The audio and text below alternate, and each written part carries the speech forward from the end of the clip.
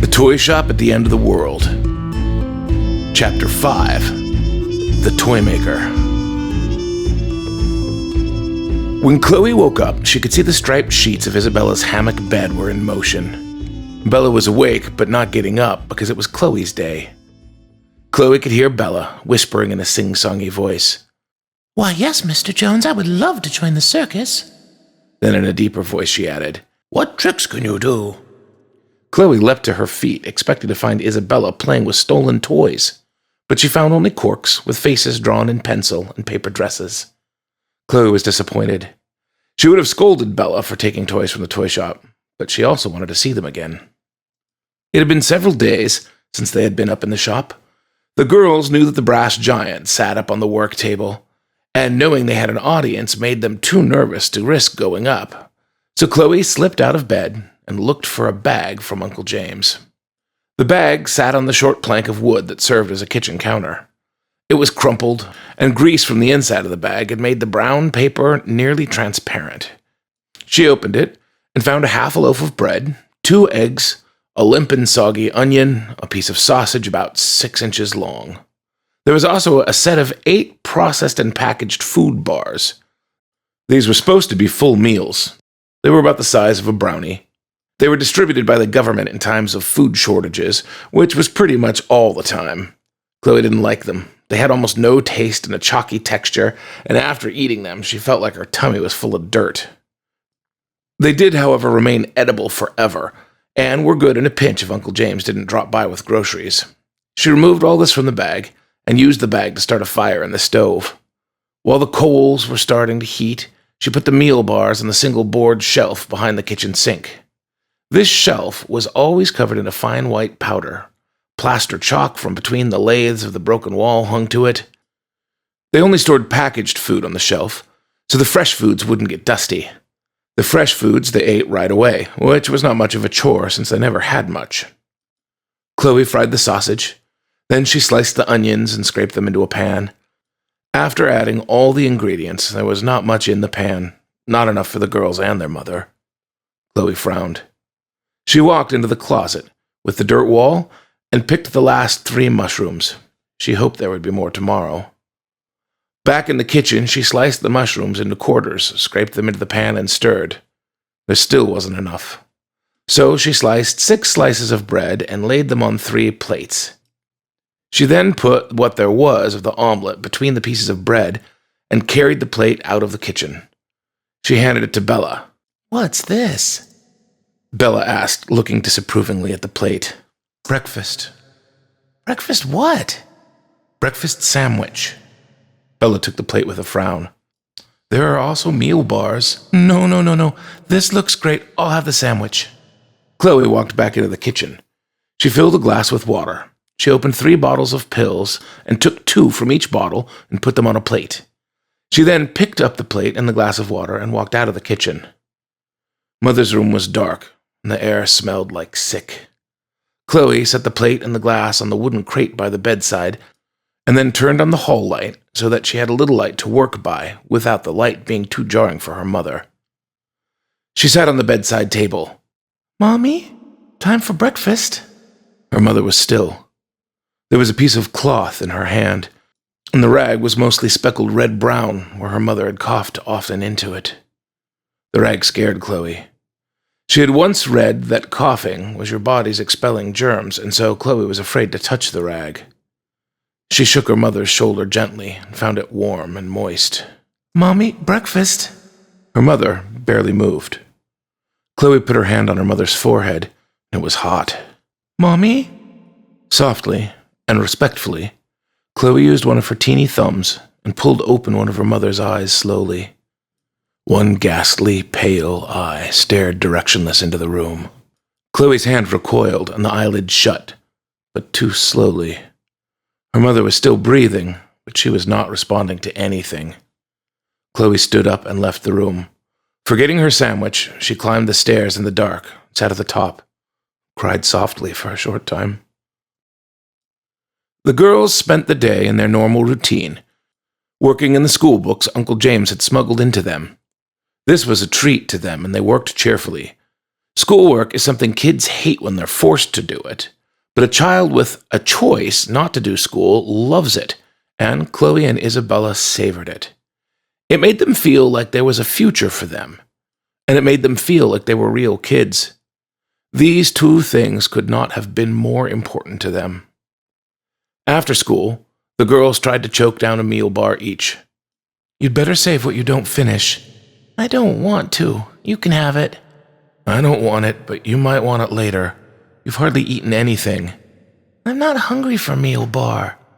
"Nobody's ever hungry for meal bar." Chloe paused. "Do you want to listen?" And so the girls ran to the top of the stairs and were silent. They heard a boy talking. "Dad, look at this knight. You just speak to him and he obeys. Watch." The boy's voice changed into a taunting sound. "Swing your sword like an idiot." "Oh, I don't like that boy," whispered Chloe. "Yeah," said Isabella. Then there was a man's voice. "Justin, have him hit the princess with the sword." Bella stood suddenly and she hit her head on the toy shop floor. Then she sat down angrily. "Hit the princess." There was a pause. "I said, hit the ugly princess," insisted the boy. There was a moment of silence, and then a small mechanical voice said, "She is not ugly." It was the voice of the knight. "What did it say?" asked the father. "That's not right," he said, and there was a darkness in his tone that made Chloe feel cold. "He's refusing," said the boy. "Can he do that?" Then Chloe and Bella heard footsteps and the sound of a cane, and they recognized the Toymaker's voice. "I'm sorry, sir, but the toy shop is now closed," the Toymaker said shortly. "Are you the Toymaker?" "Yes, I am, and the shop is now closed. Thank you for coming." "I have a complaint, sir. This toy is an automaton, I assume." "I'm sorry, the shop is now closed, and we don't take complaints when the shop is closed." "Sir, my name is Police Inspector Holzer. Here is my badge." There was a pause. "This toy, as marvelous as it is, appears to be refusing direct instructions." "Sir," the Toymaker said, sounding at once more respectful and more annoyed. "this is just a toy. It's very limited in what it can do." "But this automaton is refusing very particular directions, and it's talking back." "Oh, this toy can't talk," said the Toymaker, and if the girls could have seen his face, they would have seen him shoot a disciplining look at the knight. "It did talk." "Well, what did you tell the toy to do?" "Watch. Toy Knight, strike the princess with your sword." "Oh, that's not a proper hit," said the annoying boy in a disappointed tone. "Sir, you can see what I mean. This toy is obviously showing self-interest. And, as you know, according to Judicial Code A112616, no mechanical construction is allowed intelligence beyond the initial purpose of the device." "The purpose of this device is to be a toy knight that saves a princess, so hitting the princess would be against its purpose. In addition to that, I have made the playset not capable of breaking itself. If it could, the toy would be defective. Don't you agree? But sir, the store is now closed. I'm afraid I have to ask you respectfully to leave." "This will call for an investigation." "That will be fine. Good evening." There were footsteps, followed by jingling of bells. The second they heard the bells, the two girls, assuming everybody had left the shop, burst through the trapdoor and ran to the cabinet of the Knight and the Princess. The princess stood, with arms folded across her miniature chest, glaring angrily at the knight. And she said, "That was foolish. You should have hit me harder." "But Daisy—" the knight began to reply, but suddenly the Toymaker was towering behind the girls, and all froze in silence. "And who do we have here? Two little mice from below my floor, I assume?" He had a stern tone, not quite angry, but not happy. The girls shuddered and turned slowly around to face him. "Yes, sir." "And are you allowed to come into my toy shop?" "No, sir." The Toymaker bent over and furrowed two bushy white eyebrows at the girls. "And do you sneak into my toy shop after the shop is closed?" The girls said nothing. Light from a street lamp outside the windows behind him made the Toymaker's curly white hair glow translucently, his face framed black beneath it. What type of girls would intentionally disobey their good uncle's rules and put themselves at risk? Bad girls? Chloe said, her voice choked up. She worked so very hard to be the best girl she could under very hard circumstances, but always had a horrible fear that she was not good enough, and that's why bad things happened to them. Her eyes filled with tears. No, no, the Toymaker said, and he came down on one knee to look her in the eye. Curious girls, dear one, curious girls. And he smiled. Chloe shuddered and cried. It had been a very bad day. The Toymaker put his arms around her. Dear child, don't cry. I'm sorry. I didn't mean to scare you. I'm not good with children.